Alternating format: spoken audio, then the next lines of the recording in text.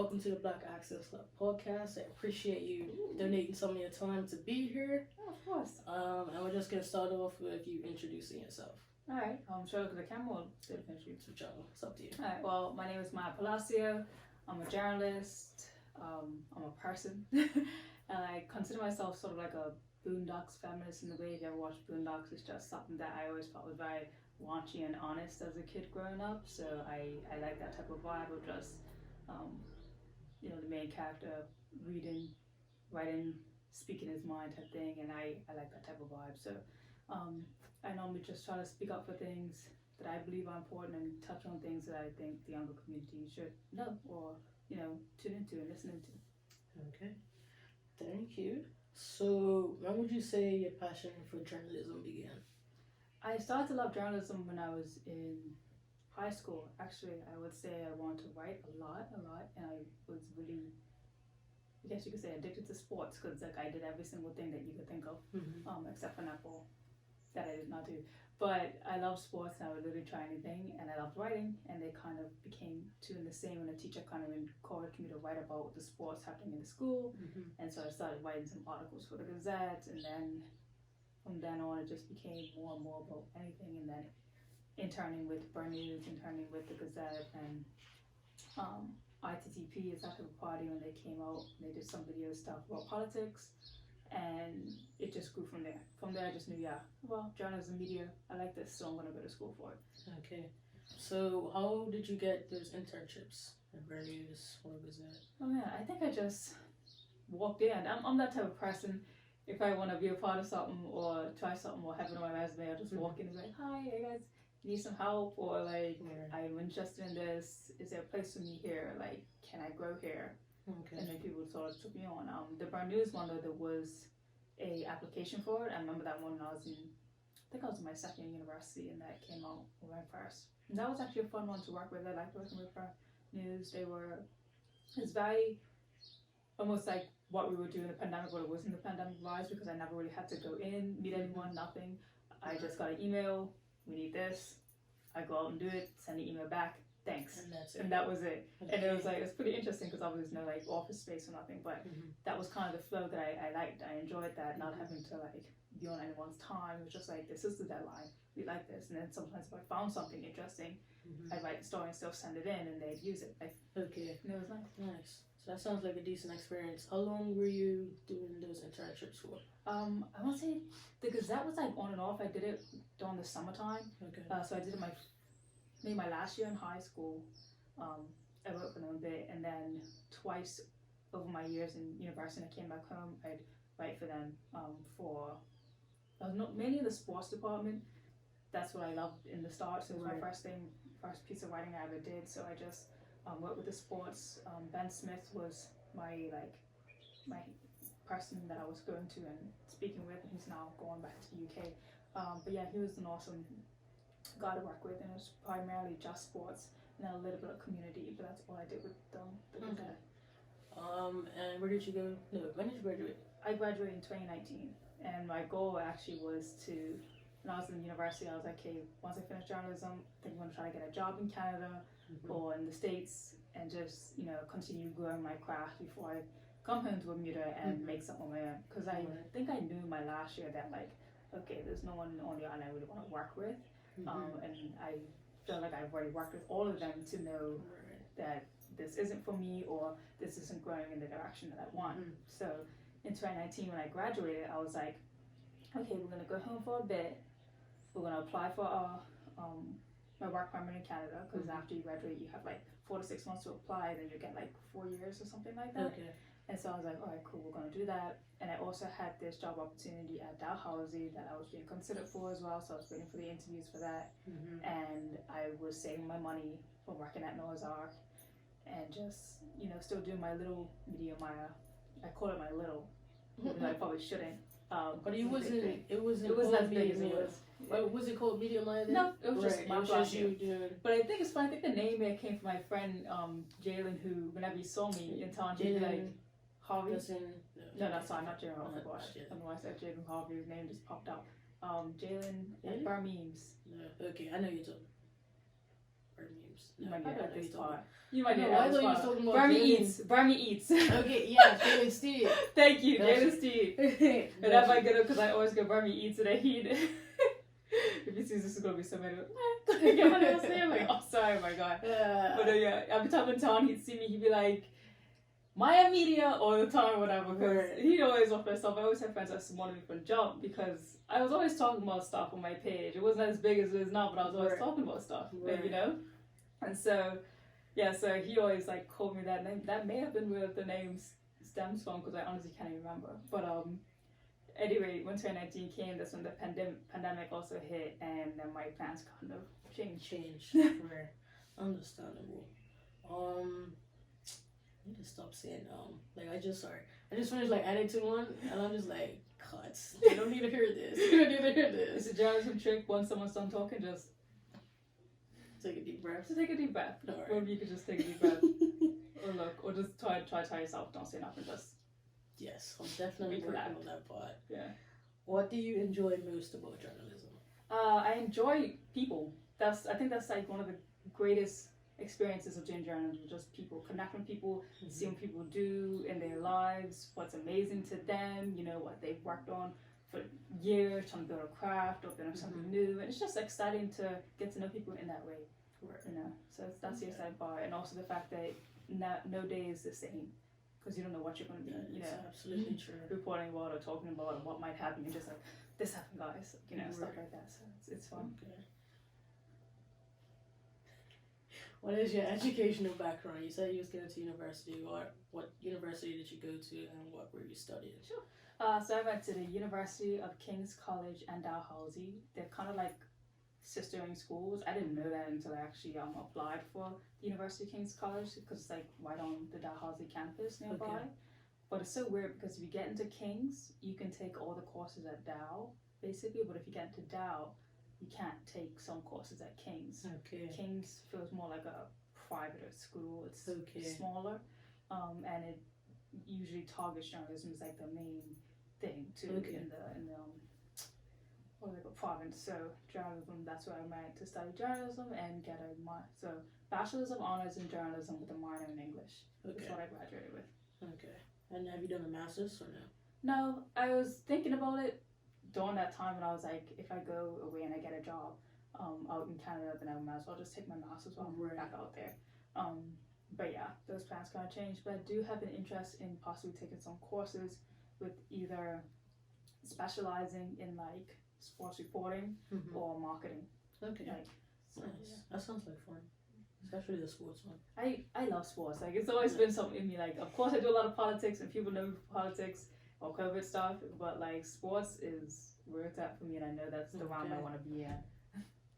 So when did you start doing Media Maya? Yes, Media Maya. I gotta give it to Jalen because I really don't remember me coming up with the it. name. Yeah, Right. I think he just called me Maya Media, and then I was like, I like Media Maya more. And when I wish I would have put it down to like this is the day when I decided, but I remember when I was going and I'm filling out my taxes form for the company, and I was just like, what's the company name? I was like, Media Maya.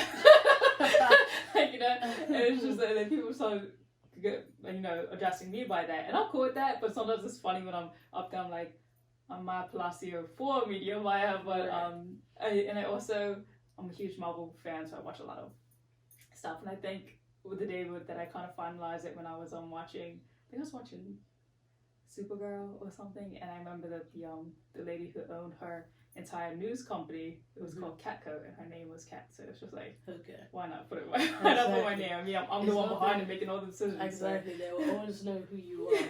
Whether Exactly. they call you Maya or Media Maya, can't get my name wrong. Yeah, exactly. So. When would you say was your first real interview? No, actually, when was your first interview? Not necessarily a real interview, because my first interview that I remember, like distinctively remember, was actually when I was in high school, and I was interviewing some of our athletes for a story I was writing, and I just remember a lot of the girls in the football team being like, "No, Maya, don't get my picture. No, Maya, I don't want to talk." No, and I was just like, "This is hard." Nobody wants me to like, tell this story. And I think I think I was able to get one of the girls to speak to me, and then after when they came out, they realized that it was chill, and I made them put it was a good light, and they looked good, and everything was good, and they just were happy about it, just to see that and see that they're represented, in the paper, and it felt good. That's nice. So that's when you was interning with the Word Gazette, or for school? No, that wasn't even when I was interning with it. It was just this part, kind of like a segment part, where I just got to write for them while I was in high school, and like my English teacher kind of set it up, where if there was something that I had a story or whatever, and then I just send it in, and sometimes it would be in the paper, sometimes it won't. But this time it was. That's nice. Yeah. When would you say was your first like high class? Is that the way you put it? Maybe interview on this part. Pardon? Because I just went like, I'm sorry, I do my research on people's Instagram pages. Alright, so this is so far with this podcast, that's how I've been doing my research. I saw the first time you posted about doing an interview was America's Cop. Okay. At least that's what I saw. So I don't know if that was like your first like my first video interview, I guess. Okay. I guess that would be considered that. Yeah, with ITTP, it's that type of party. Way back in the day. What's ITTP? It's not even on anymore, but it was like the Senator Dwayne Robinson, is right now, and also the son of Craig Kenner. Yes, they were doing like I don't know, they was doing sit down and talk. Yeah, they were just sit down and talk, and people would tune in and tap into whatever they're saying, and they normally talk about political stuff going on in the audience. Obviously, that's both their backgrounds. Right. So and it was kind of like satire as well as informative, I guess the way I would put it together. And yeah, they just talk about things that are happening on the island. Some people liked it, some people didn't, but people watched it, and it was entertaining. And so yeah, and I got to know Trey through I'm gonna just say through family, because he dated one of my sisters. Not everyone needs to know, but Right. But yeah, and he knew journalism was a thing I wanted to do at the time, and he was like, hey, you wanna interview some people at America's Cup with us, because we need someone for the camera type thing. And I think at this point I had just finished my first year in university, so I was like, yeah. And so I jumped on the opportunity to try some stuff out. Okay. Yeah. Kind of mentioned when did media might come to life already.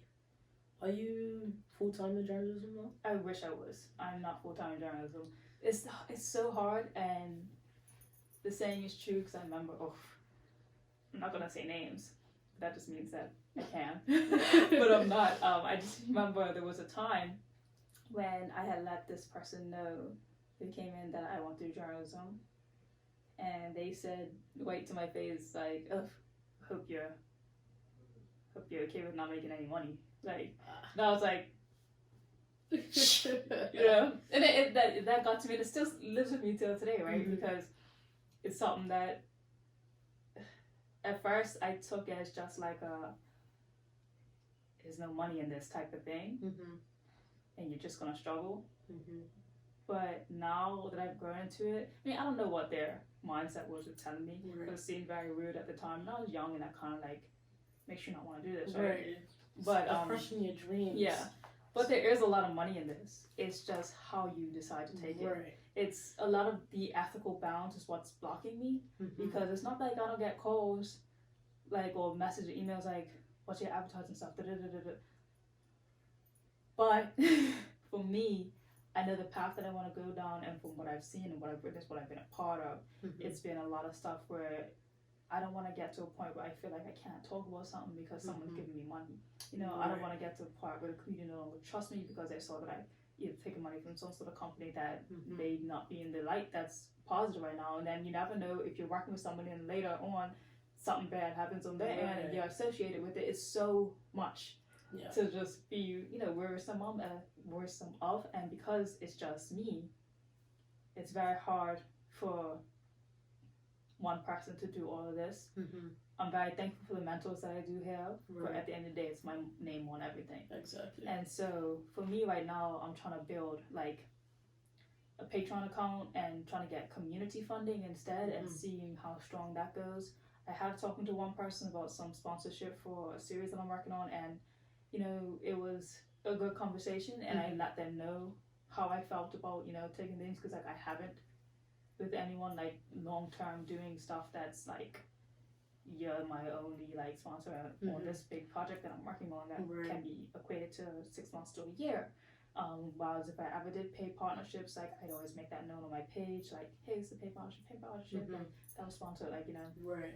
But I do it very, very limitedly, and only when I think it's, you know, when it's my choice. When it aligns with you. Yeah, and so it's a lot of, you know, touch and go, and a lot of things I've turned down, advertisements even, but some things I also haven't, and this is important to note on my own behalf, I haven't taken advantage of when I should have. So it's a lot that comes into it, but it's not like there's no money there. For me, it's just aligning my ethics and my views. So and just sticking to that. Yeah. So are you working full time somewhere else? Yeah, I work part time at Noah's Ark, feeding supply still. I've been working there since I was like probably 16 years old. Okay, nice. Yeah, and they've always taken me back from summertime, university, and then when the pandemic hit and I got, you know, stuck here, they took me back immediately, and I was working there throughout the entire pandemic, as well as going to all the press conferences and doing all of that stuff. And actually, during that time, it was probably more full time than I've ever had in my entire life, because the early starts of the pandemic was crazy, and like we had to come in super early, leave super late because we had all these orders. And you had to pull everything together instead of people coming insane. In. It was pretty insane. Yeah. And when we finally allowed people to come in, it was like 2 at a time. We had to keep distance, and it was crazy. And people were like, I don't know what my dog food was. I don't know what it looks like. I don't know. I know it's in that aisle. And it's just like, you have to know the name, because I can't keep running back and forth bringing you food. And then finally we got a website together, but it was it was insane. Those times were very crazy. We had like lines going all the way out to the road, because like I don't think the government knew just how important pets are to people, because you can't just get this type of stuff at the grocery store. And there's like Noah's Ark's the only pet store that actually has like horse feed, goat feed, chicken feed, all of that like livestock stuff. That's what I was thinking. No one else has that. So like you could imagine police had to come out and try to direct road traffic, because it was people just in line. It was a lot. It was a lot. Alright, so you're still doing that and Media Maya on the side. What was the process of obtaining your segment on Channel 82? On Channel 82, I have such a great partnership with Lamone, and I thank him for like giving me my first like live pay-per-view experience and everything like that. He actually approached me while I was doing a live sit-in, this was before the pandemic, when InspireCon came to Bermuda, and I was asked to interview one of the persons from the States that are coming down and talking about tech. Her name was Alex Wolf. Okay. She's really awesome. She has this amazing like platform about technology, females in it, and you know the driven forces of it. There's something that she mentioned that I've actually taken very like into my daily routines when I talk about tech and black females and technology. She always says like, you know, your parents didn't teach you how to use an iPhone. We did that. You know, our generation did that, and the apps grow according to what we desire. The advertisements grow to what we desire, and sometimes I think the older generation forgets that, and the younger people even forget that, because they didn't teach us how to use it. We taught it. This is our market. Yeah. You know, and so that was just like, kind of, when I learned that, and it made me think about also the way we use our phones, and how, when I spoke about, what's it called, the Intimate Images Act, and how it was finally put in last year in June of 2021. Really? Yeah. And so it's almost been a year that the Intimate Images Act is out, and basically it's to help, I don't want to use the word protect, but there is now a law where if you do threaten to send someone nude images, you can get prison time and things like that in Bermuda. So I remember when I talked about that, I remember when I talked about that, I was just like, yeah, because the reason why it took so long, a good point of it is because we taught ourselves how to use these phones. Like our parents didn't have camera phones. Like they took Polaroids and sent it in little, like, you know. But no, ours is public and out there, and it can be on the internet like that. You never know. And so, yeah, when she talked about that, it just made me think about how even some laws don't even come into play because of that same rule. The fact that our parents didn't teach us this, they didn't have that problem. Because cell phones are like, we're going through adolescence with all this technology in the palm of our hands, and no one's teaching us. We're teaching ourselves, you know.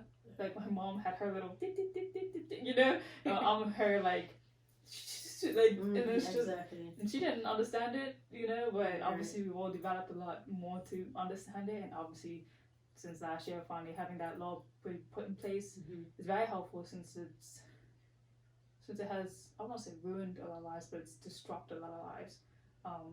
Having that fear that someone's going to send something on such a small island too, and so, but I just want everyone to know who is watching, like, you do not have to send anything if you do not want to. It's completely your choice, and always just like talk to a trusted adult if you're under the age. Like, have someone that you communicate with, because you don't ever have to do that, and someone should never force you, or you should never feel like you're forced to do it because you shouldn't have to. But at the same time, if you're the asshole who does send it out, like, oh my gosh, I hope you get jail time now. Like, I really do, because it hurts someone's life. It doesn't ruin your life, but it definitely gives you a setback. Yeah, it gives you a setback, and it's upsetting.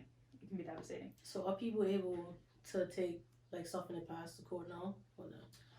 So that's the one thing that was, that's the one thing I was looking for. I know some people that can really put some people away. Like, don't get me started when I saw that. But gotta thank Chardonnay. I can't remember her last name at the moment.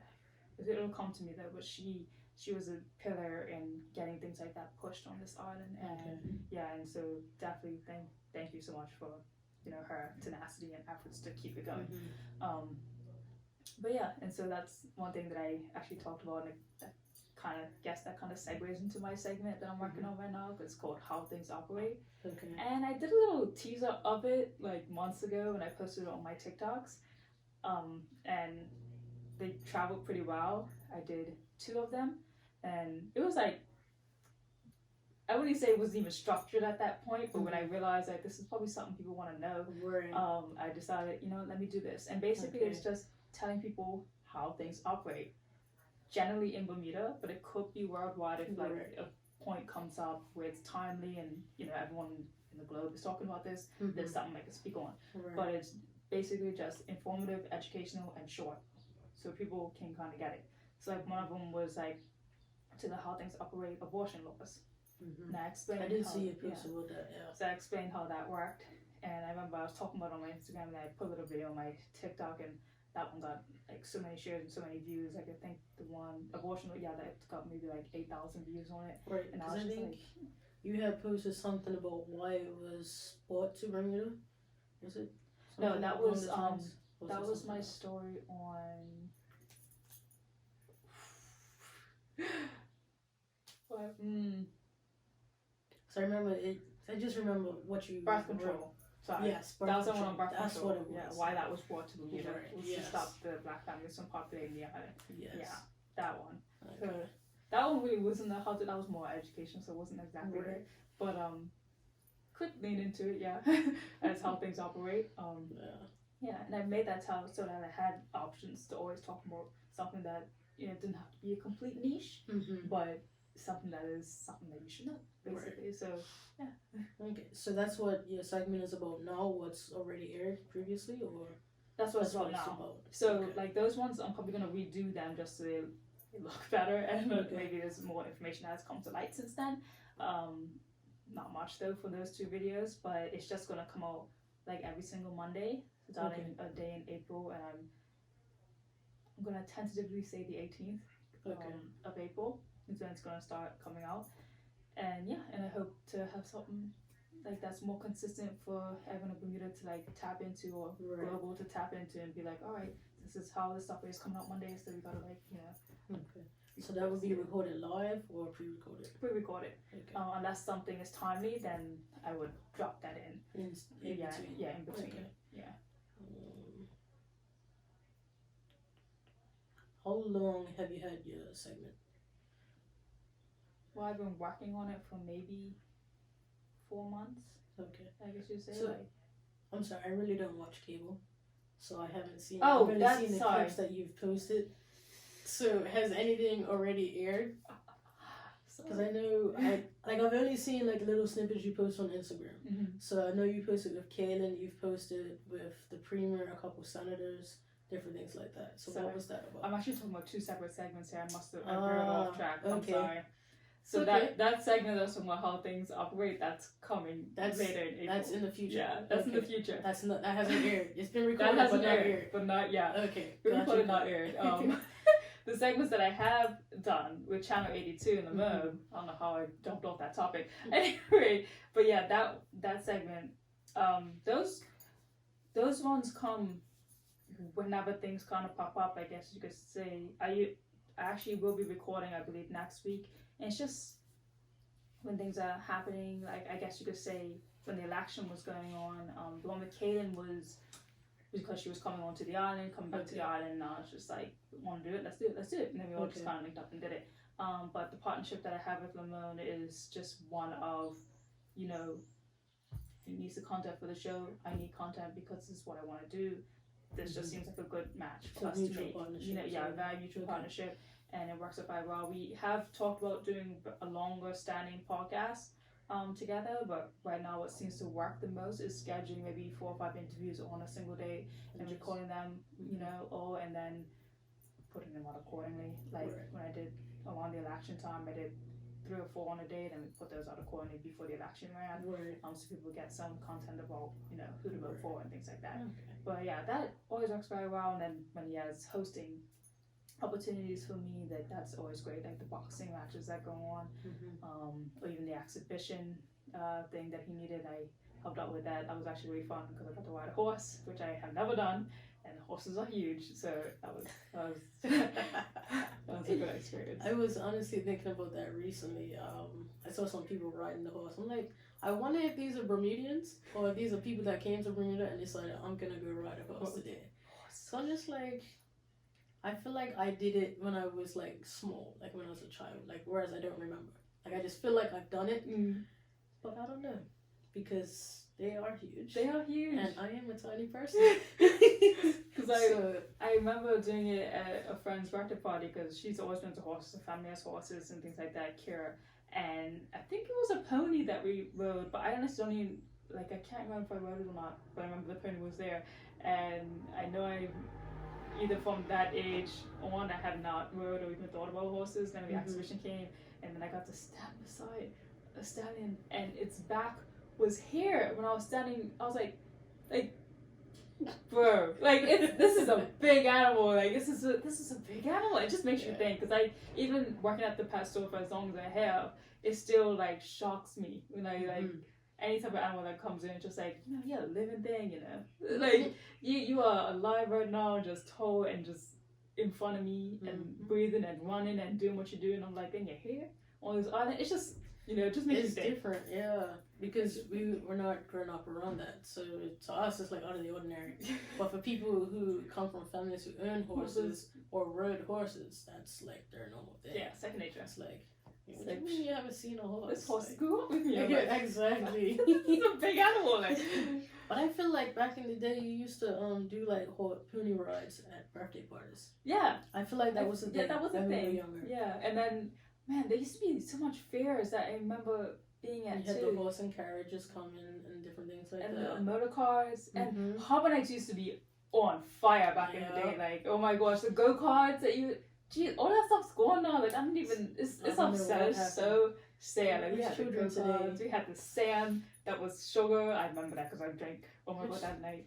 The sticks. Yeah, those sticks that you could like fill up with different colors. And it was all sugar. Then you had those little pop rocks you should throw at people's feet. Oh my gosh, those are good old days. Children don't know what these things are. Yeah, don't know what fun is anymore. Fun to them is being stuck to a screen, whether it's your cell phone, an iPad, or a television. That's their childhood. It's quite sad.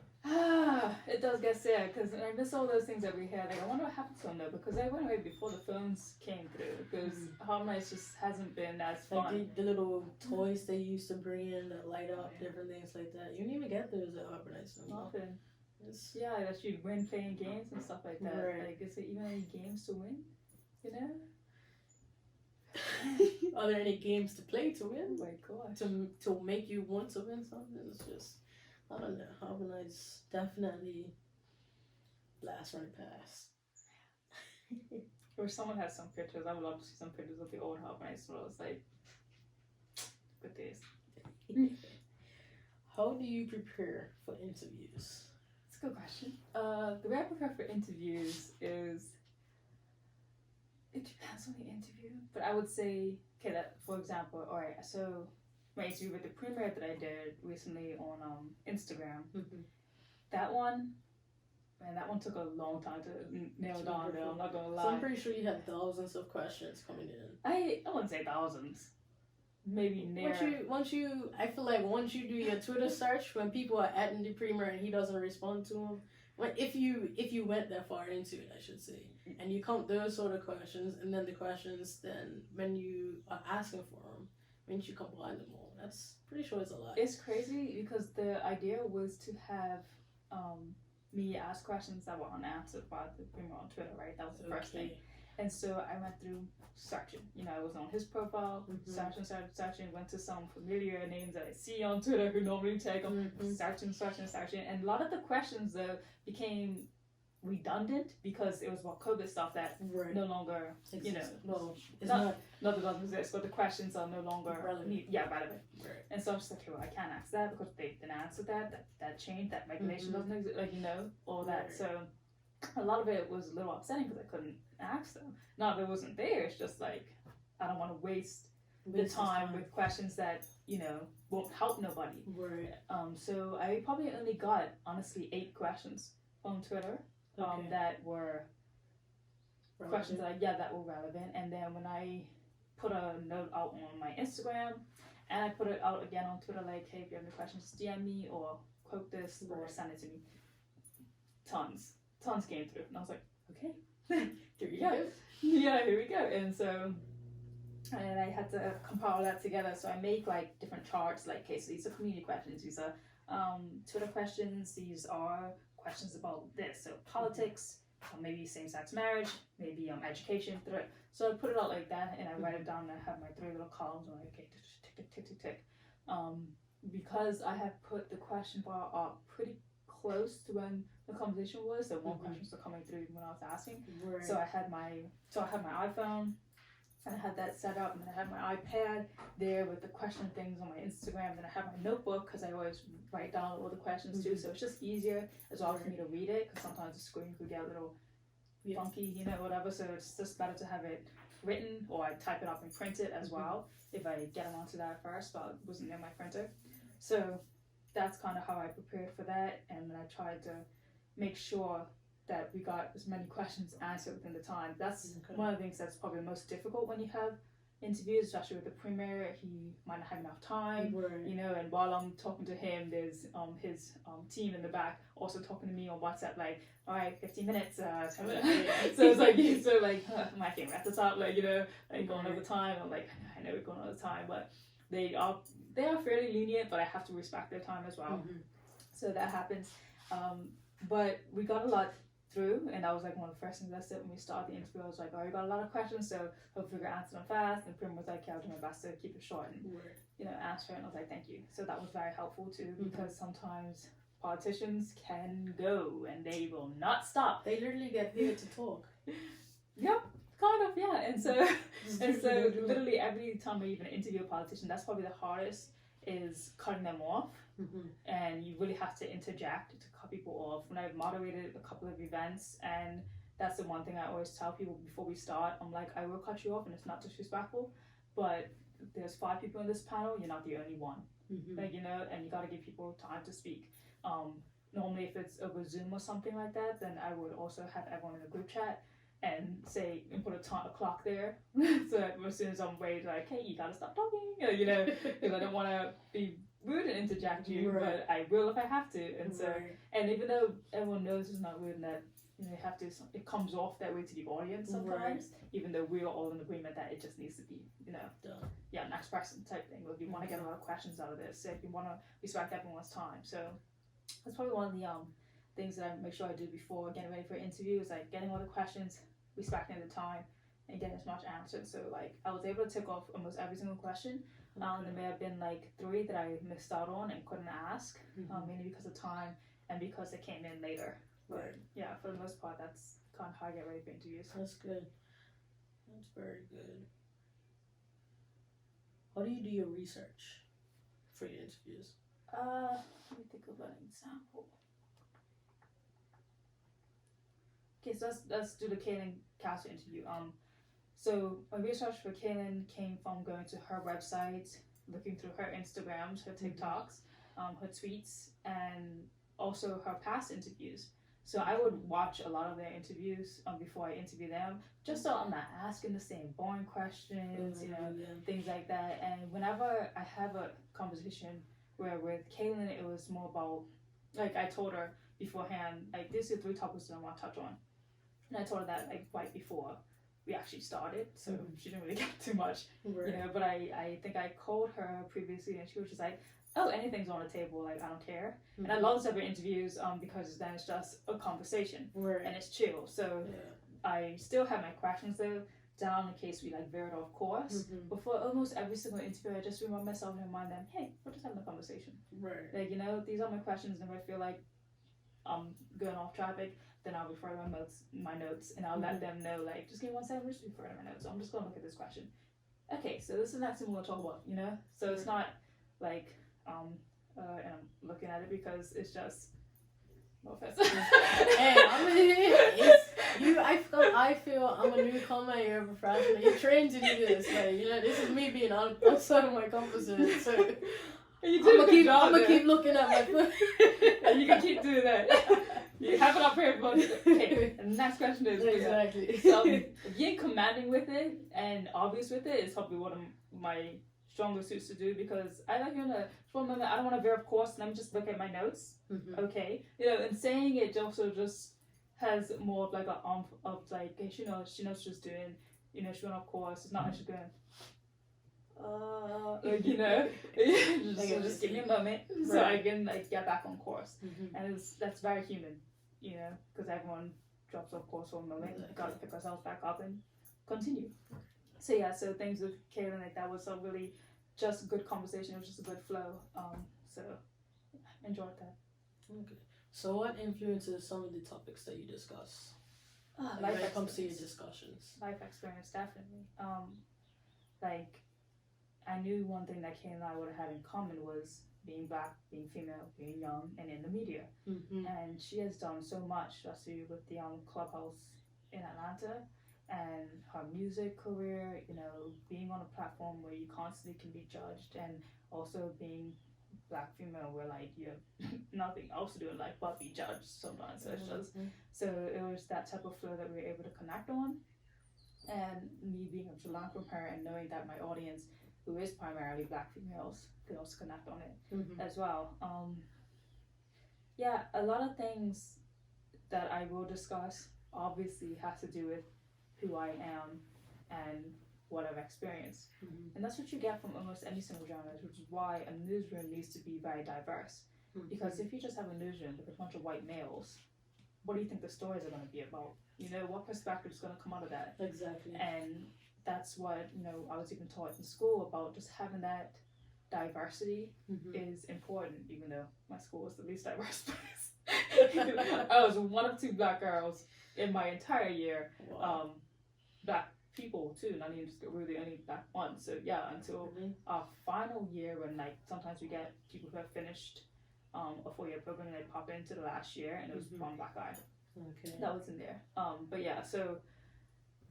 it was just me and JS for the entirety of our year. There were the only Black females in our year, and Black people. And so you guys must have been best friends.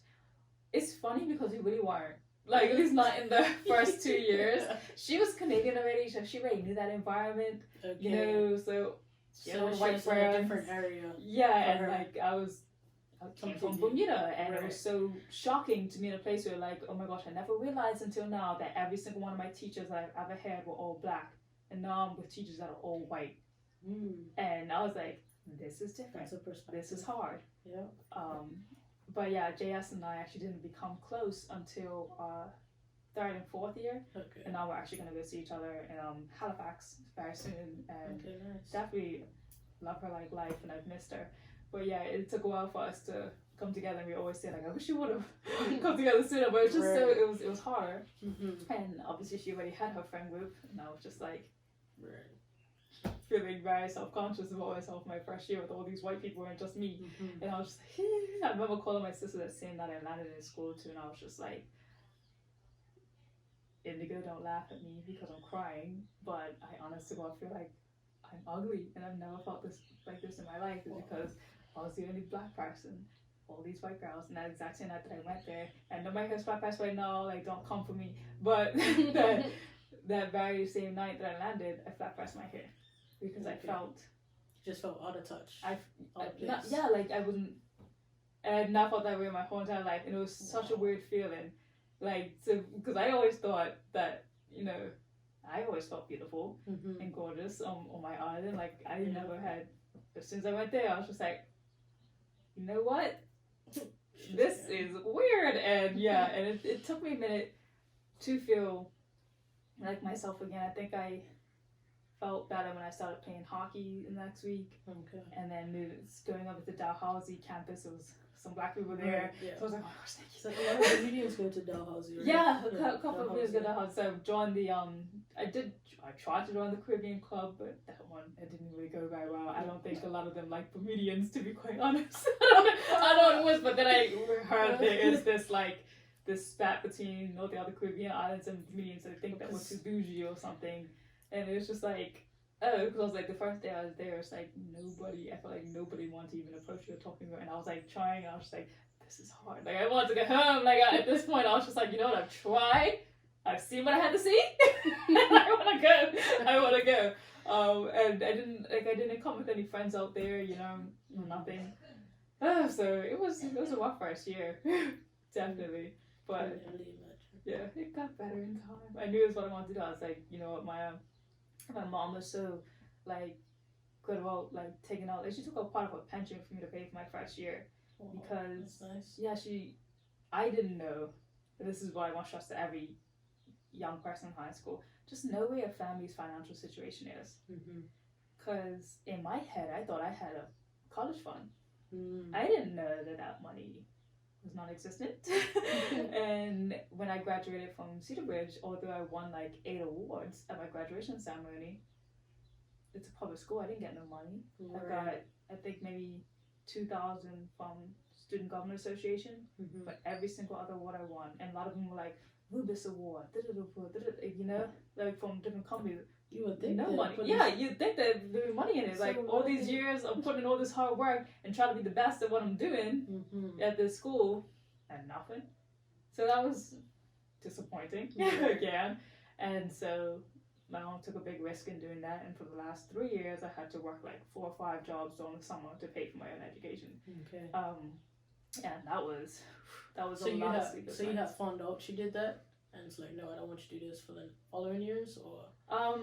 It was her taking out a bit of it, and then I think my godma assisted and some of her friends assisted as well.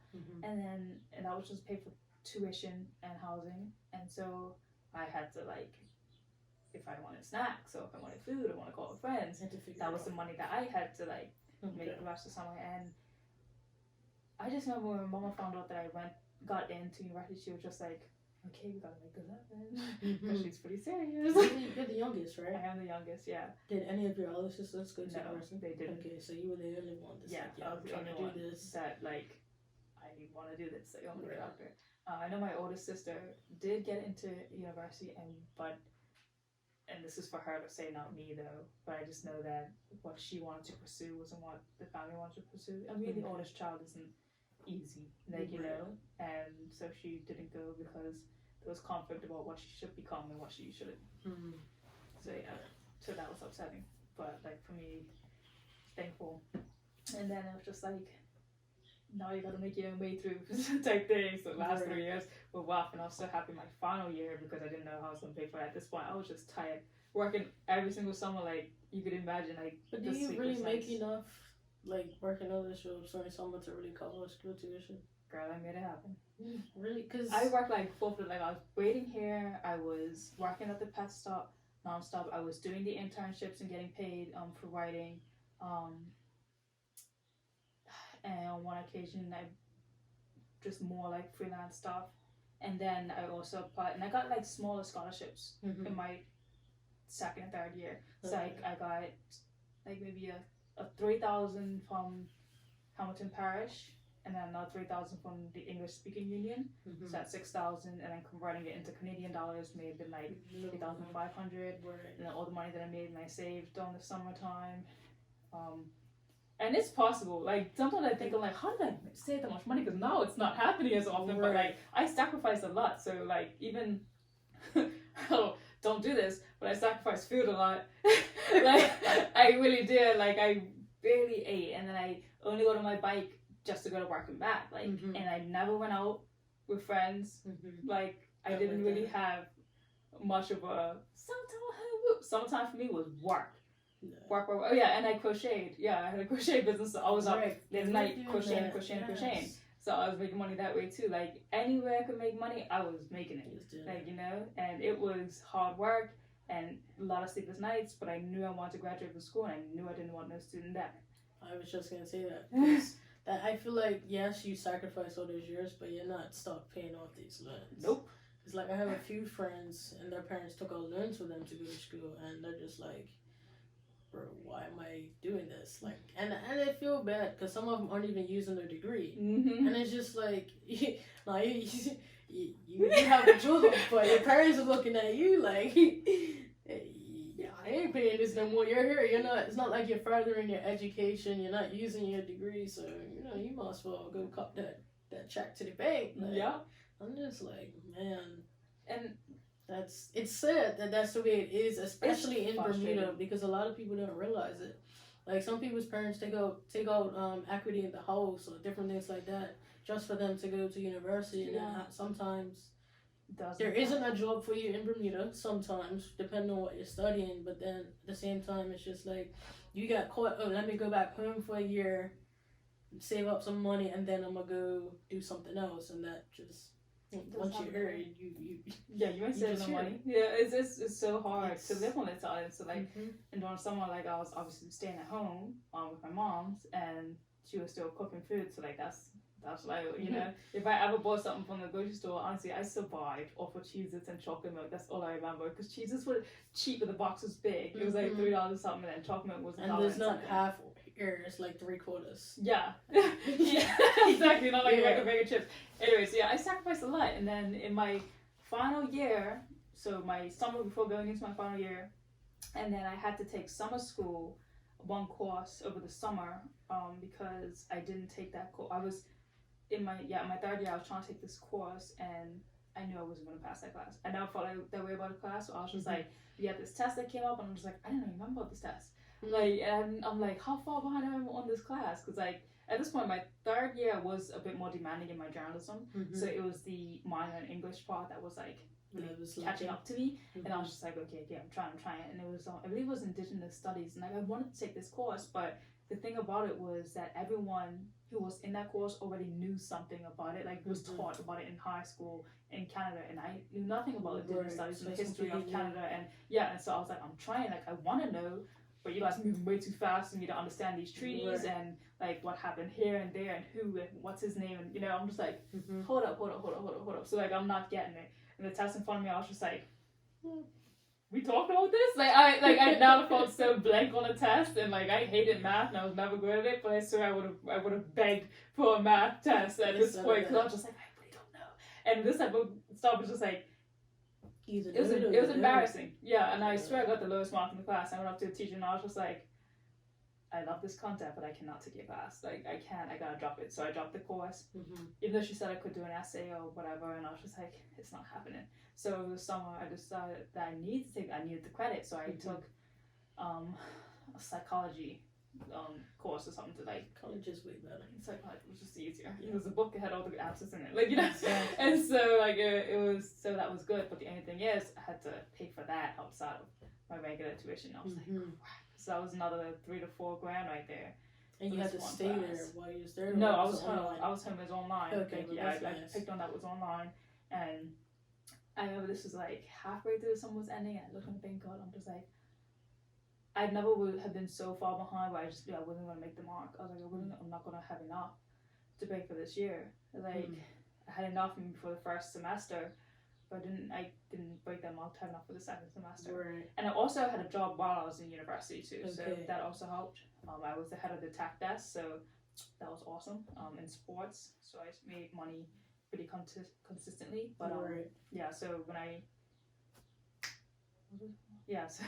so then my final year, I got the biggest scholarship I've ever gotten from Butterfield Bank, and it was a $20,000 scholarship. Okay. And I remember getting that and just crying my eyes out because I'm just like, I'm made saved. Yeah, I'm saved. I made it. I can pay for my final year and also eat. For sure. So that was awesome. That was awesome to find out. That's good. Let's see. Just kind of went a little off topic, but that's fine. I'm stressing out. Having a good conversation. So what was the? No, let's reword that. What was your first experience hosting a fight night? My first experience was fun, but also very nerve-wracking. I think I learned a lot about what clothes you should wear. Mm-hmm. I had worn this like spaghetti strap pink dress. I was cold the entire time. I was freezing. I was the one that kept like. So I was like, whoo, and I'd leave and I'd try to put on a jacket and try to warm up before the next thing. And you have to be on it, like, you know. And I had to remember my face to look at the camera, and it felt so weird though. I'm like, I'm talking to this person, should I be looking at this person? But then the camera's only getting this, so when I'm talking to them and let them answer the question, then I look back at the camera like, this feels so weird, you know. And they're looking at me, and I'm looking at the camera, but sometimes they're looking at the camera, but they just said like it just looks better. So that was a hard thing to like practice and learn about, just looking at the camera in that way. So let me fix this. That's good. Okay. Yeah. So looking at the camera definitely. Changing my attire and also remembering the names. I remember it was the Bermuda Boxing Association that almost said Bermuda Basketball Association at one point. I remember that. I was just like, and this is so and so. And can you tell me a little bit about what's going on next with the Bermuda Boxing Association? And I remember looking at it, I was like, that was a close one. I had to like remind myself like boxing, and remembering the names and just back-to-back people constantly because I'm trying to fill the space while they're getting ready for the next match. And then when I'm out, they're like, and the person's still talking, thank you so much, and now back to the ring, like, you know. And because I'm kind of, I was like, I'm so sorry, they're giving like he wasn't looking, so he didn't see the flash, he wasn't finished the sentence, so I just had to thank you so much, and now back to the ring, like, you know. And it's kind of funny to just have to kind of be like, oh my best, it's okay, I'm sorry that I had to cut you off, like, you know, but time, like, you know. So but it was a fun first time. And so you enjoy it because you do them all now? I pretty much do them all. I don't think I'm gonna be doing this one that's coming up on Saturday. I don't know if it was too late or whatever it was, but I know I'm not in for that one. But sometimes it's like an option, like you don't necessarily need. And I know that last time that we were in the shed in Dockyard, it was a whole different ballgame. Like, it's not like self-P and the mics are way too loud beside me. We had to wait till they're actually fighting instead for me to do interviews, and sometimes things just don't really make sense for me to be there. Yeah, because at this point I wasn't filling the gaps between the space, because now they're fighting and I have to do interviews because the music's too loud. I'm in the wrong location. You know, we have to record the interviews when I'm up there. It's too much. Okay.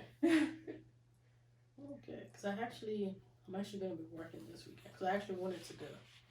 Because have you interviewed Andre? Yeah, I interviewed Andre's probably one of the first written interviews I did before he even went pro. I've interviewed Andre. Like, I did a story about him having his first boxing match ever here on the island. I remember interviewing him. It was for Bermuda when I was working with them, and I met him inside a specialty inn, and we were sitting down, and I just had my mic out, asking questions, went down to the little story, put it up, and sent it to them. And then ever since then, consistently, I've always been, keeping up with Andre, interviewing him during all his matches, and like watching him now having 3K knockouts in his professional career straight. So hopefully he gets that fourth straight KO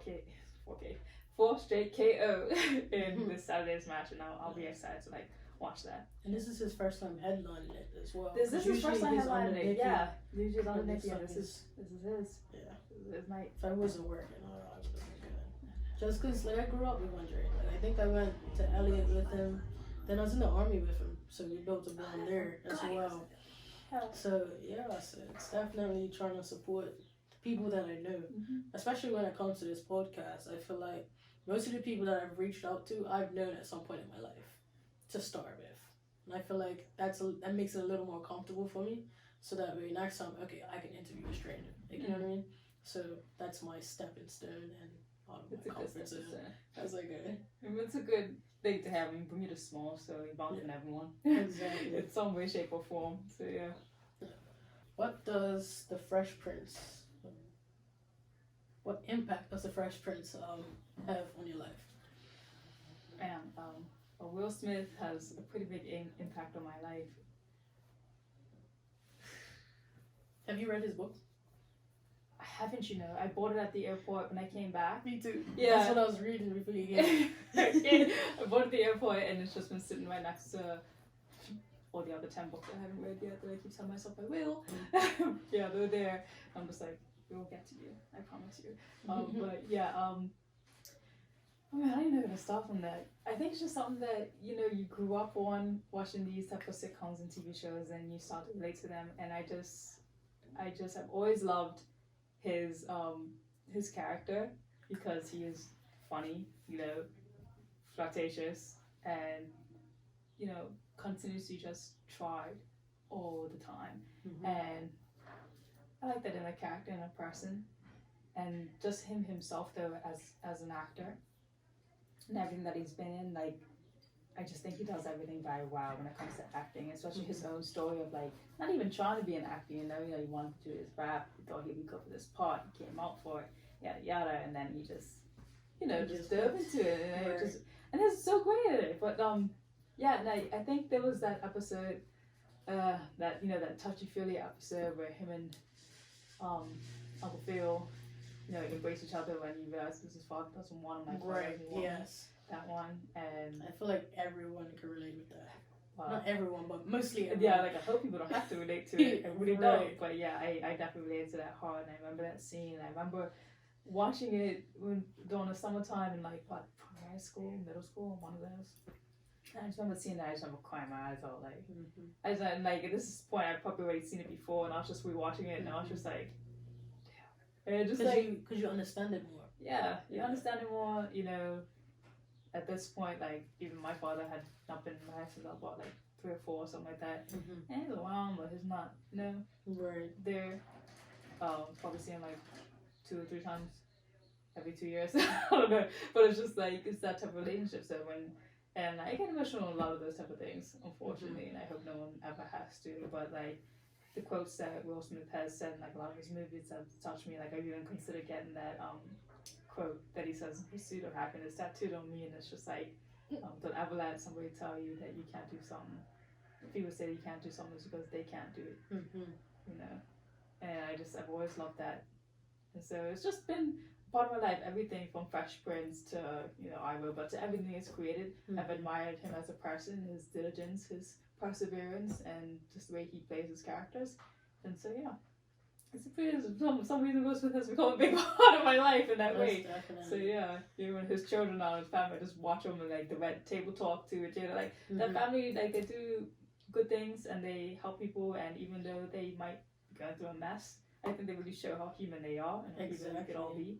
And I mean, even Will can admit that he's failed as a parent, and I don't think I know much black parents that will admit that they failed as parents on some occasions. So it's good to hear and good to see. They'd be like, I brought you into this world, I could take you out. I don't remember that happening. That happened? Like, alright. My imagination. Okay. Alright. What impact does Malcolm X have on you? Because you post Malcolm X and his quotes and different things like that a lot as well. I don't want to put them against each other, Martin Luther King and Malcolm X. But you post both of them. Yeah, but I feel like I see Malcolm more than with his speeches. Like I usually YouTube his speeches sometimes. Like maybe every 2 months or something. I just put it on while I'm cleaning the house or something. I'll just be listening to some of his speeches he made, or someone reading his audiobook or whatever it might be, because it's just the lessons that or even the life that he lived and the lessons that he learned and the things that he's giving back and teaching to us in that way. they tend to get lost. And I don't just want to remember these icons and these legends and these people who saw something and tried to make something happen in their time. I don't want them just to remember on their birthday, you know, or Black History Month comes around. It's just something that I feel like we should take with us all the time and remember like what they went through, what they've learned, and for us to like put it into practice. When I was in university, I had the Malcolm X quotes all written up and they're all over my wall. And like the one right by my door said, "Without education, you're going nowhere in this world." And you know, be peaceful, be respectful. But if someone tries to put his hands on you, send him to the cemetery. And my favorite of all time is the media is the most powerful entity of the world. They can make the innocent look guilty and the guilty look innocent. And as a journalist, that quote has always stood with me. It's just like we have all this power in a sense because people trust us and believe what we're telling them, and so we have to do the right thing and say what's really going on. You know, sometimes even when you don't want to be opinionated, but you see something happening that you know isn't right because you might have access to it and other people don't. You know, you may have been in a room where other people weren't. You have the power in a sense to tell people what's really going on. You know, and you know the community, they trust you, and when you break that trust, it's something hard to build back. And I've always liked that quote because throughout the many years, news companies, newsrooms were just white men. That's all it was. So of course they're gonna make the black people look, and so. And that's why, again, we go back to why newsrooms need to be diverse. Why you can't just have all the same people and expect them to be able to write for every single community on the whole planet. Like, come on. You know, they're going to see things in a whole different perspective, a whole different light than I would, you know? And it's all that just combines into, like, why Malcolm X has left such a mark on me as well. Just, you know, the lessons that he learned, the way he goes about things. Like, he will be respectful, yes, he will be kind, but if he needs to take it there, he'll take it there. Like, you know, and I've always liked that part about him compared to, because I know that people like to compare him with Martin Luther King, and Martin was more of a peaceful protester man, whilst, you know, Malcolm X, if he had to, he will, like, you know, and we've come to a point where, like, that is the case. And I've always believed that. I was just like, if we have to, we will, like, we got to, like, like, you know, not everything can be, you know, won with words, unfortunately. Not encouraging violence here or nothing like that, but at the end of the day, like, if you read Malcolm X's practices in this book, then you understand a different level of, like, how far we can actually go and how things actually change versus the reality of, like, you know, how things actually change. So I would say I'm just getting on the Malcolm X trail. Like, I watched, I think, his movie for the first time with this year. Denzel Washington playing him? Like, I watched that movie for the first time this year. What? Exactly. I was like, man, like, yo, why has no one taught me this? It's not like, why haven't I done my job? It's like, why hasn't no one taught me this? It's the way that I felt after I watched it. And then, like, you just saying, there's always a white man doing this, that, and the other. For me, that's why I'm creating the Black Excellence Club. Because when I was trying to learn about investing, business, different things like that, entrepreneurship, all I see is a white man telling me what to do on YouTube. So this is why I've created the Black Excellence Club, to create a platform for Black people to share this sort of information. And you can, so that anyone can just get information from a diverse group of people. So I'm not limited to Black, but if you got melanin in your skin, you are welcome. Like, you know what I mean? I'm not trying to, like, yes, I am limiting myself with the name, but at the same time, I know my target audience. And I know that other people will resonate with it, whether they are Black, but if they got melanin in the skin, they'll get understand to an extent, you know? And yeah, I've been trying to get my hands on the autobiography of Malcolm X, and it's like, nowhere has it. What? No way. I mean, you can borrow mine if you want. No, it's the Grio's ordering it for me. I went there earlier this week. I thought they would have had it. Yeah. I think they ran out because the guy was like, you know what? You're the second person that's came in today and asked for this book. I was like, well, when are you getting them back in stock? Because I kind of want to read this. And then I also wanted the autobiography of Martin Luther King. Because I'm like, well, if I'm learning about Malcolm, I might as well learn about Martin as well. And I just feel like I'm in failed in the aspect of Black history, and so I'm taking it upon myself to start learning it. Yeah. Especially if I'm calling this the Black Accents Club. You know what I mean? I need to know a little bit of information. You know? Like I can't just be like, you know. So that's what I'm doing to further myself when it comes to stuff like that. Nice. But like hearing like you, I spoke to Ryan Robinson, and it's just like, cause he loves Malcolm X too. Like he's always posting Malcolm. I'm just like, what is it that you resonate with? And then when he explained it, I was like, you know what, you're absolutely right. And it makes more sense to me. It's like the more I keep hearing about it, it's like, okay, I think I'm gonna resonate with this book a lot. So I really need to get it, and then no one has it. So once I read it, I think I'm really gonna enjoy it, you know? So I have to reread it too. Last time I read it was, I think, my first year in university. It was the first time I read it. So yeah, I should reread it again. It really does. I feel like I'm older now, where I would appreciate it even more. While I was then, I was reading like tons of books a day because of school. Right. But I think I'd appreciate it more.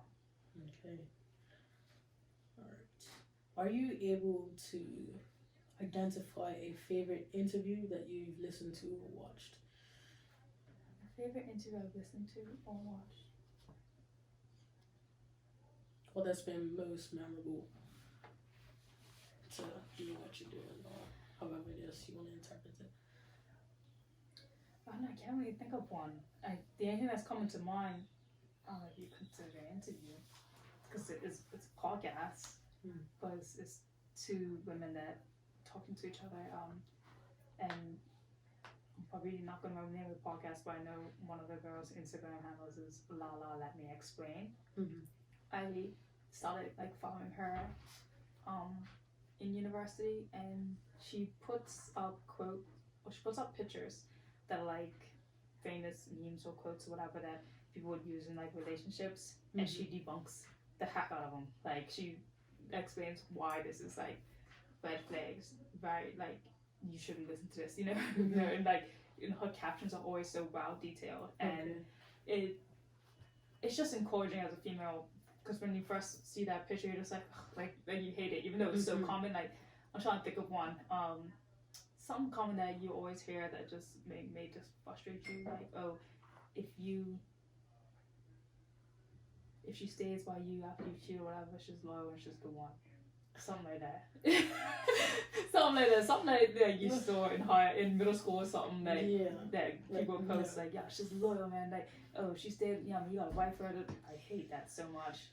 And I was a victim. I would say I was a victim because high school was not a good time. And but then she write captions basically saying why this is toxic, why young girls should love this other child themselves more than, and she'll explain it in such a great way. Anyway, so she was on this podcast with another creative, and I just remember them. I can't remember the topic, but like just listening to them go back and forth and like share their own experiences, and also just answer questions and help with just like sexuality and developing and growing. And I believe on this topic they may have been talking about like grooming, and I enjoyed the conversation, the dialogue. Yeah. Nice. Well, I did not mean to go that close to the phone just now. What has been the most memorable interview that you have done with someone? Dr. John Carlos. Okay. Definitely. What was that about? Oh my gosh. I don't want to get the year wrong, but I want to say it was in 1962 Olympics. Summer Olympics, where the two athletes. Let me just get it up on my phone before I don't want to miss. Is it Jesse Owens? Black athletes or? Yeah, sprinters. Jesse Owens, I think that's his name. Dr. John Carlos. So Dr. John Carlos in the 1968 Summer Olympics, the Black Power salute, him and Tommy Smith. Tommy Smith came first, and I believe John Carlos came second. And the white Australian man, I can't remember his name, let me keep that. And after they had sprinted and they were on the podium, and it was so iconic. Like, they took off their shoes to represent poverty. They had the beads on their neck to represent all the black men and women who were hung, and you know, they unzipped the zippers. Like, they had reasons for everything that they did when they went out there, you know. And Tommy Smith has always been like an advocate, and they were doing it for the people. I know with the Black Power salute, a lot of people are like, oh, it's just for blacks, this is only for blacks, but it wasn't really. It was about anyone who was going through things that were being completely, you know, just anyone who's like going through the poverty, going through the sick trail, the prison pipeline, that, you know, which was majority black people, but at the same time, yeah, they were just standing up for human rights, human decency, and that photo so iconic, and I even had it in my university walls. And so knowing that he was coming to Bermuda, I was starstruck, and I was just like, "You're joking! Like, Dr. Collins is coming to Bermuda, like, you're joking!" Like, and I immediately after, I was just watching all of his interviews that he's ever done, and the BTA gave me the opportunity to meet him, and when I tell you, like, ear to ear, and yeah, and I got to speak with him, and he, you know, told me a bit about his childhood, you know, his relationships, what his mother taught him, what his father taught him. Granted, some stuff I already knew because I searched them, but it was still really, really awesome, just like being in the presence of such a pivotal historian. Like, him and Science, they really like shifted a lot after that when it came to even like the placement of the Olympics within, you know, the black population, and, you know, fighting for something beyond and bigger than yourself on such a public stage, a worldwide stage, that like you couldn't hide from it. And, you know, people knew who you were, people knew what you did, and how people were like basically on them after that, like all the time. You know, like, why'd you do this? Like, and it's crazy how we've pivoted into this world of, you know, Colin Kaepernick and him taking a knee on such a basically stage as the well. exact same thing. And yeah, and it's just like still fighting these same fights. And I feel like we tend to forget that this was only like 40, 50 years ago. Yeah, the man's still alive. I got to meet him and interview him. That's what was the craziest to me. Because I'm not even gonna lie, when they told me, I was just like, wait, who? And I had to like search it. I'm just like, you know, like, and then I had to like look at the year. I'm like, yeah, that wasn't too long ago. My mom was born, like, you know, exactly. Like, in 1968 Summer Olympics. My mother was born. She was alive, like, you know. My grandma was watching this on TV, like, you know. And it's just like, this is not far away. This is not far away. And these men after that were like threatened and everything, you know. And since then, finally they've been celebrated. But what a pivotal moment! And being able to just be in his presence and talk to him. Yeah. That was insane. That's crazy. That's awesome, actually. Yeah, it was definitely the best interview I've had. I got to sign that picture, which was awesome. Nice. Pretty sure that's framed somewhere now. Oh yeah, that bad boy's framed. Hanging right at the entering. As a historian, like, that's part of Black history. Like, you got to meet someone that's actually part of that's dope. It's very nice. It was pretty incredible. Definitely fascinating. Alright, so since you've interviewed someone of that stature already, is there anyone that you'd love to sit down and have a conversation with? Oh, that's a good question. Someone I would love to sit down and have a conversation with. I know one of them is definitely Keke Palmer. Yes. Definitely Keke Palmer. I am envisioning you two sitting and talking. And her mom. And I want her mom to be there too, because that woman, she raised such an incredible daughter, like, and from the, like, you know, and she's doing so many things. Yeah, I love the progression of Keke Palmer and the things I know that she had to have gone through at her young age as a, you know, and her mom being there as a black actor. Yeah, Keke Palmer, and I know someone that will come to mind as soon as I leave here, I swear. But probably that's the top of your list. Yeah, top of my list, definitely Keke Palmer, and then give me a second to think of someone else, because I have other names in my head right now. Just they want to be quiet when you're not talking. Okay, I can't think of the other person right now, but I will just say Keke Palmer and possibly Gabrielle Union as well. Yes, we're putting that in the atmosphere. Okay, people that Maya will be sitting down and having a conversation in the I mean, Will Smith in this time would be dope too, but like, yes. I just know like conversational wise, definitely keep on with definitely get ready because like I said, where my platform is, who follows me, and them being Black women as well, and like into the spaces that they are, I just know that I just know it'd be a great conversation. Definitely. What has it been like talking with the premier? Because let me explain. Because back in the day, I feel like you would never have a journalist just go to like arranging a time to speak with the premier about anything. Like what has that been like? Because I feel like in Bermuda, that's not a known thing. Like, you know, before Premier Bert, I should say. Yeah, you're right about that because I remember having a conversation with, well, those 3 interviews that I did prior to the election that came up, and one was with the former Minister of Security, Jeff Barron, and we actually discussed how the age of social media has progressed this conversation that we have with politics and just being able to communicate with each other, right? And so it came to that type of space where even the pandemic really pushed it, because then we were meeting press conferences almost every single day, right? In front of the people. Like, we never had that type of interaction where like you're right there, we could ask you anything, even though we're limited to only 6 questions. I think then it went down to 3 questions. But it was just being in that space. So yeah, it's different. And another former premier that I spoke to as well was saying how he personally wouldn't ever use social media in that way to connect, because after a while, like, who's gonna want to hear you if you're always able to be heard, like, you know? And so he said I would only use that for like important things, but I wouldn't tell my ministry how they can use it. They can use it how they want, but as a premier, it's just like I would only come up to speak about things that are important.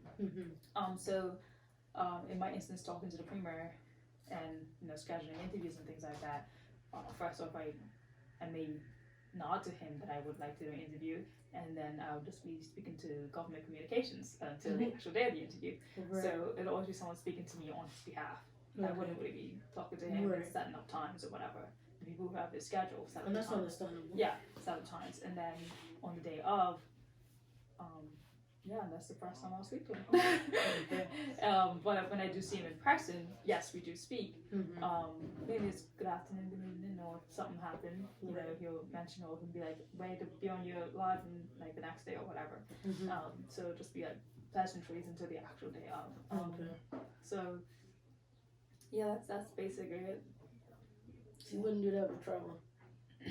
He books interviews with Trevor. Like one-on-one interviews? Yeah, they had one maybe 2 months before mine. Really? Yeah. I've been living on the rock. You gotta go on TNN, girl. But no, yeah, TNN, they did an interview and it was, I just remember, to be honest, I hadn't watched it, I'll be honest. I didn't watch it, but I only knew about it because Lamone had told me, because it could have potentially been live on January 2 as well. And so I was just like, okay, yeah, I'll tap in, I'll tune in when it comes on. And then it, you know, the times change, things like that, which things do. Like, my interview with the premier was supposed to initially be on Channel 82. And then the premier got COVID, as everyone knows, and then, you know, things just became not that day, this day, not that day, this day, not that day. Yeah, and then when they tried to do it, well, they're trying to have it like on a Monday morning, and I was just like, ain't no one gonna tap into that. And so, like, this was live, and also live, yeah. And so, like, they'll probably watch it that evening, but it won't be the same. And so, I was able to get it on a Sunday at 6, and thankfully was able to oblige. And then, yeah, made it happen. Felt like a long wait, though, but got it. Yes, definitely. I don't know. I forget what I was going to say. Yes, during the lockdown, everyone was looking forward to Trevor's questions to the premier. And I think that was a good meme for a while, him doing something to his show. I can't remember exactly what it was, but that was the hot topic. It's make the facial expressions. Yes. Like, but it wasn't just the premier. I remember when Wayne Keynes was minister too, like, they definitely need to work on the facial expressions. They work on the poker face. Something. It's they say it all over the face, and then it becomes a meme. But I feel like that's most Bermudian. That's a very Bermudian thing, yeah. The Black Bermudian thing, definitely. So, like, yeah, because even in my job, I have to catch myself sometimes. Like, I know the mask is covering up so much, but your eyes still talk for you.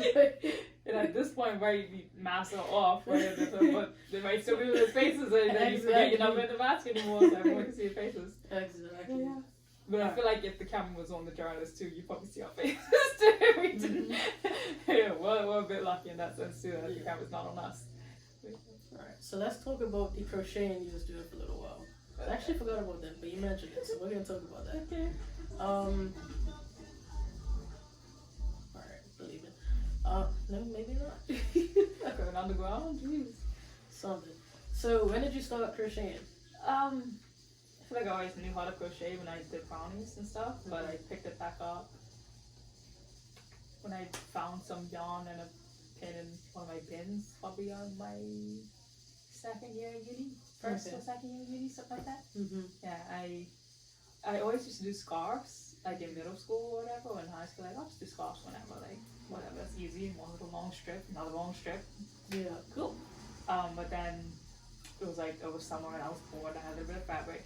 And I realized, I'm doing something more. I couldn't remember how to do it, so I was like trying to retrain my brain. I'm like, this isn't coming out square, it's coming out triangle. I can use this for so something. I was like, hold on. And then did another triangle, put it together, and tried to work things out. Had my sister try it on. I was like, okay, it could look a lot better, but we're getting somewhere, you know. And so then I just started making bikinis, and they worked out. I was like, oh, I did a bikini. It was cute. It was, then we were just like, oh, it needs stuff. They're like, yeah, it probably needs a liner, it probably needs this, and da. So I was just making stuff for myself and my sister, and then like, she's loves modeling and things, so like that's just into it, right? Yeah. So I made a couple stuff, and then we love photography, so we just started taking pictures or whatever. And then we made a page, and they were just gonna show off my skills really, and then people were like, DMing me and wanted something. I was just like. And I was trying to be very blunt, like, these aren't really for swimming, like, it's wool, and it's made to look cute in, like, okay, I want it, alright. So it became that type of thing, and then I started progressing it, getting better at my skill, and, making things tighter, making things stronger, switching up my fabrics, and, lining it up even nicer, double layering it, all that type of stuff, and it became pretty cool, and then people trusting me enough to like try making dresses for them and everything like that, and like I'd still on occasion do stuff for myself. Like I think that's when people were really interested when I made this red dress for myself in university, and I remember making like this pink bottoms and top thing for myself, and I looked so cute and I loved it, and I was like going out to like my classes and everything. Like I love that's one thing I loved about Canada is that you could dress and wear whatever. Ain't no one gonna say nothing to you, no one's looking your way. Like, and do not hurt. But you can't. I know you can't, but you can. Like, you know you're gonna get talked about, you know people are gonna say something. Sometimes, like, the other day I remember I had done my hair and makeup in a way that I thought was, like, so cute. And I was like, everyone's looking at me, but no one's saying anything. Like, like, do I have something in my teeth? Does it look, I think I look good, but all you gotta just stare, like, I'm walking up. Right. So, like, bro, like, even the mask on, I can still tell that she's just staring at me, like, well, yeah. And she's like, I wish people would say something more. Because I'm the type of person that, like, if you look good, I'm gonna tell you look good. Like, I love I love your dress. Like, where'd you get it? Like, I'm a conversationalist. I am. Yeah. But, yeah, and it's just, something so upsetting on this island. Like, we know that we're friendly people, we know we're good people, so why can't we just be friendly and good to each other? More. Like, Have a valid point there. Yeah, and I just wish, and I feel like we get the fact that we're not competing against each other, but we don't really show it well. I don't know if we all have, like, just a resting face to each other, but like at the same time, it's just like, I support you, girl, and I want you to do good, because this thing called life is not easy. It's not easy, and I want to see you flourish, because the more of us that get out there, the more of us know it's attainable. But yeah. So when would you say you started, like, while you was at school, and then you came here in summertime, got your sister to try it on, you took some photos, and then would you say it blew up right away? Was it slow? It blew up pretty much right away, because we put all the pictures up, like we took a whole day to take, like,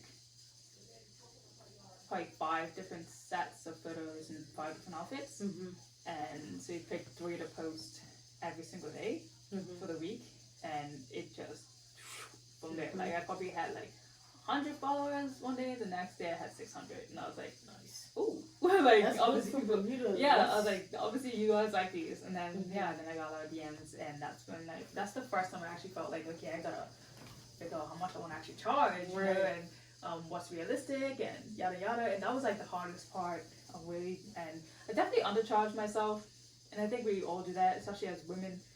God, and like even now in this journalism career that I'm doing, and like I'm like, no, you know, I deserve a lot more because I have a freaking degree. You know, I'm the only one that can really do this in journalism. There's not many people with degrees like mine was on, and funny enough. But you also, I feel like you're the only young black woman that's doing it. Kind of. That's in the public eye. And there may be other people, but they're not out there. Yeah, and it's just like, who else would you call upon? Oh, man. All right, talking about being like the only young black female that's out there doing journalism in Bermuda. Yeah. That's set in pricing. Got you. So. Have you ever thought about trying to figure out what... Actually, I can't even say that because I don't really know too many journalists out there that are really getting paid to do stuff in Bermuda. That I know of, because I'm very sheltered. So, well, most journalists work for a company, right? And it's very hard to do this on your own, as I've noticed. Mm-hmm. So really, really big ups to TN and Trevor. I know some people might not consider to be like that type of journalism, but like he gets out, that he does get community, you know, talking. Are there some things that I agree with? Yes. Some things that I do not? Yes. Like, you know, but hey, his name's out there, and he's doing it very much on his own. He has spoken about having his board members or something like that. Like, he has people, but for the most part, it's him and his name. Right. Yeah, you're right. So I never even thought about that, because before he started doing that, he was working for ZBM. And he was a cameraman. Right. But he always was not getting in front of the camera. No. And that's, never even thought about that, man. Should be a him on my podcast. Yeah. Very Trevor Warner, honestly. Like, he definitely has a lot to say, and he'll give you good advice. Yeah. I respect his craft. I wouldn't do things that in the way that he does them sometimes, but I respect his craft. I respect the way that he has been consistent. I respect that he also apologizes when he does something that may be wrong. Yeah. Because he doesn't have a journalism degree like I do. He's spoken about how he feels like, no, you don't necessarily need it. I personally still feel like you need it. Because I feel like it gives you more understanding into what you're doing. Yeah, there's just some things that you can't just take and run. Right. You know? And in school, like, you are taught about, you know, defamation of character and what you can be sued for. And obviously in Bermuda it's different because our laws are different. You're not going to get sued as easily as you can. Yeah. I mean, you can. People don't understand that you can. But we could be like the US if we really wanted to, but no one does. We're not gonna waste our money on that. That's a waste of money. You're not gonna get money from nobody. That's all. So. They ain't got no money to give. So yeah, so it's that type of thing. But yeah.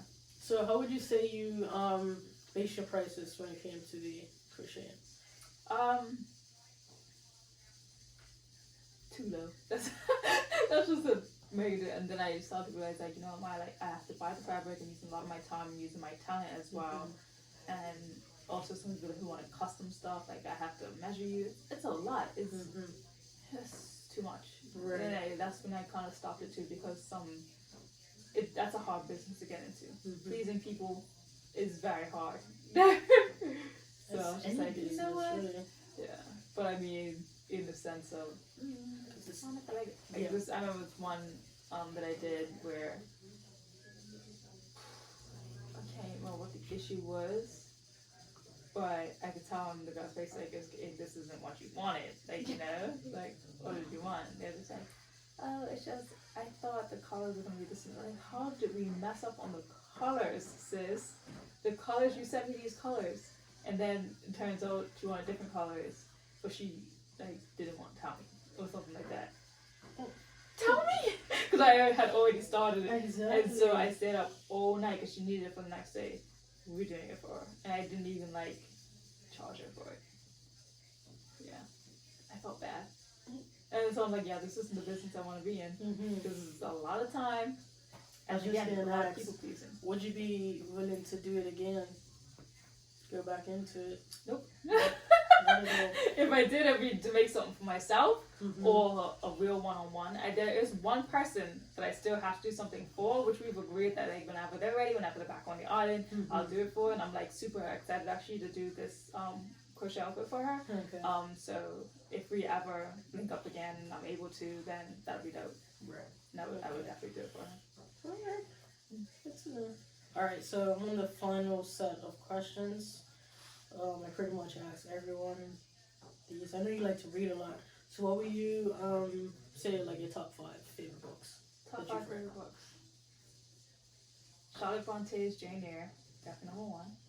I love that. I love it. It's like, I guess you could say my guilty pleasure book because, yeah, I'm just gonna say it's my guilty pleasure book.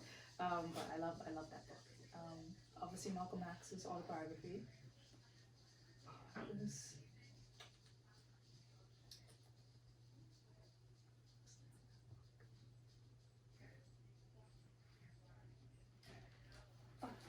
To choose.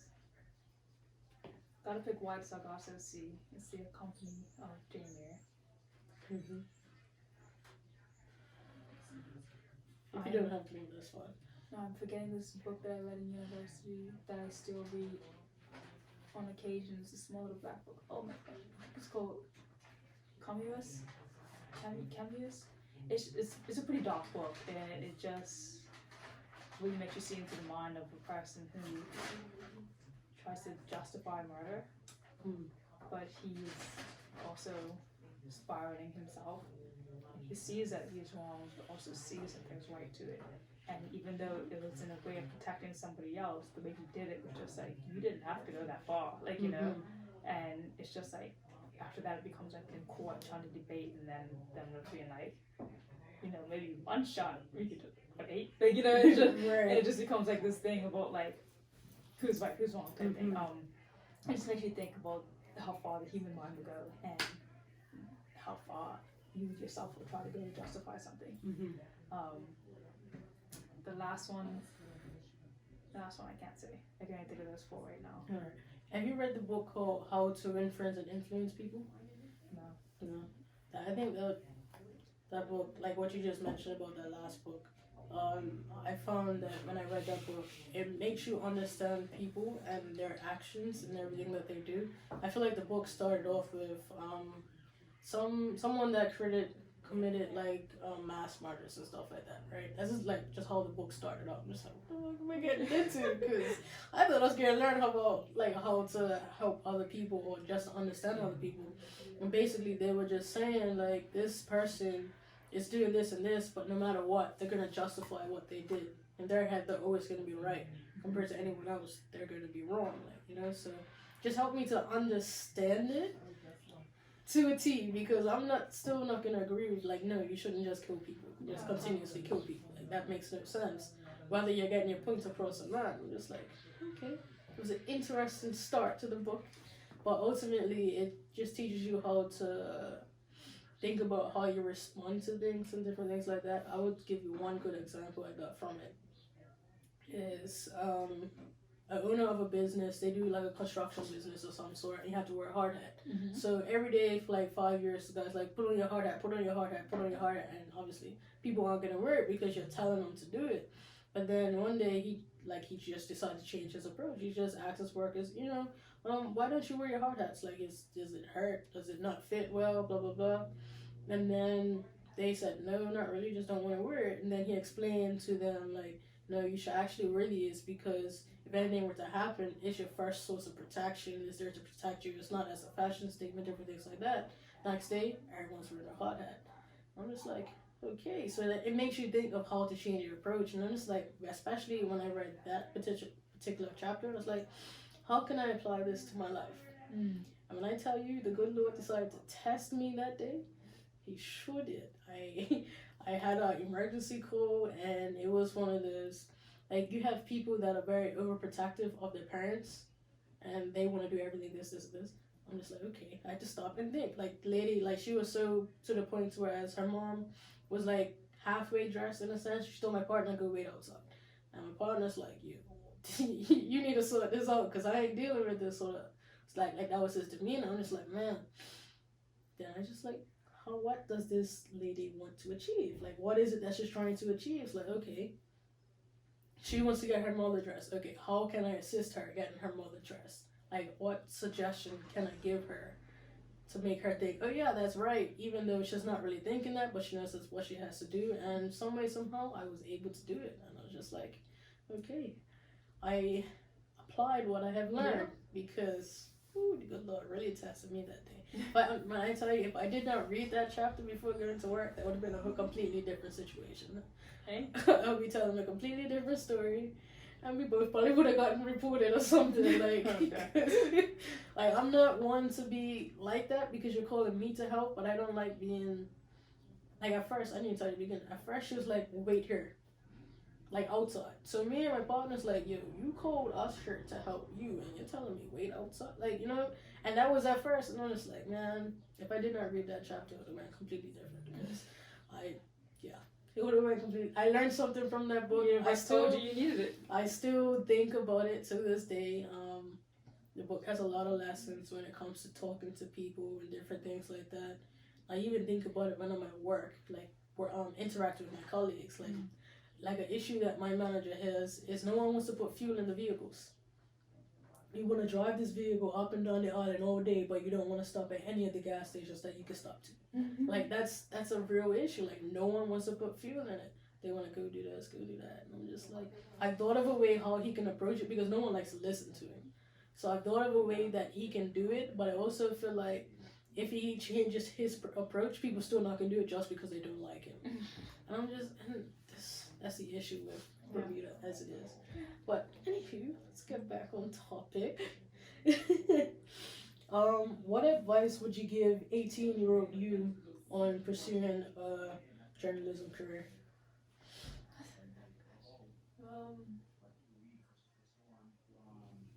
My honest opinion, go to Ryerson.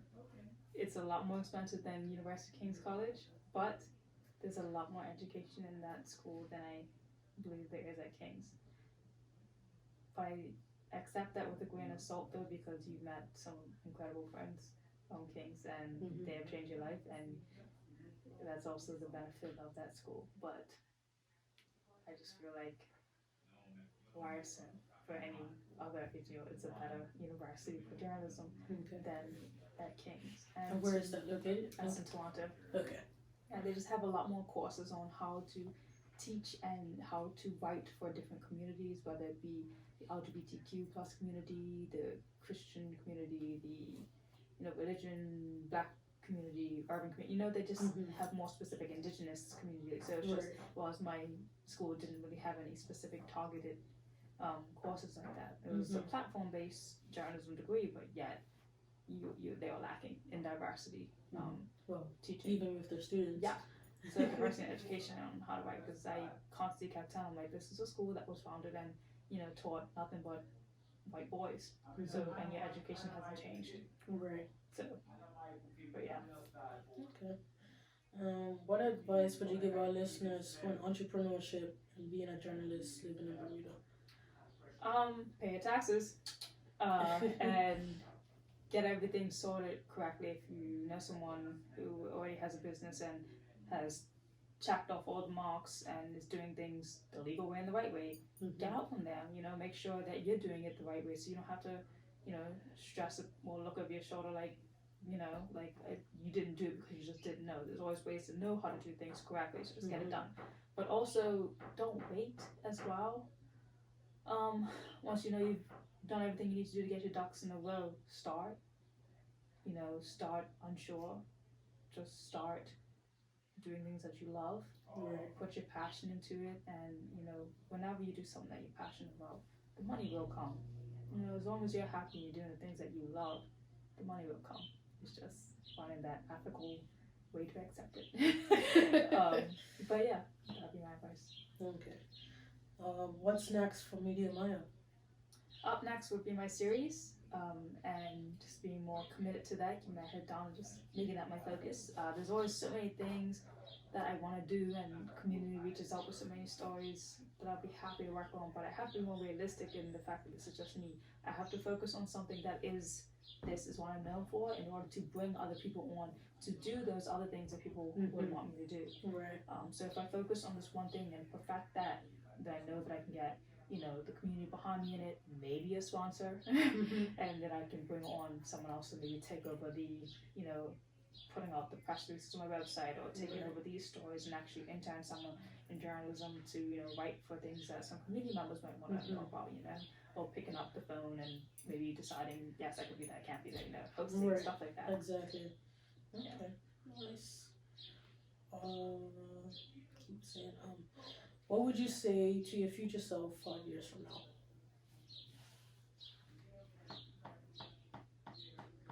What would I say to my future self 5 years from now?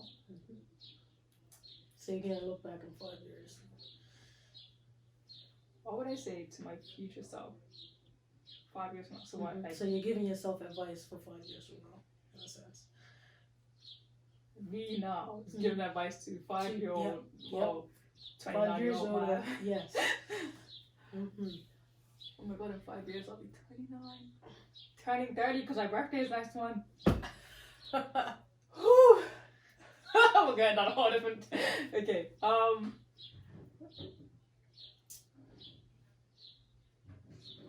Accept it. Accept the challenges and face them head on. Finish your work. Finish it, Maya. And just put it out there. Put it out there scared. I know it's sometimes very scared to put out stories and you don't know how people are going to take it or if they even care about what you're talking about, but just put it out there. Someone will grab it, even if it's just one person, but who cares?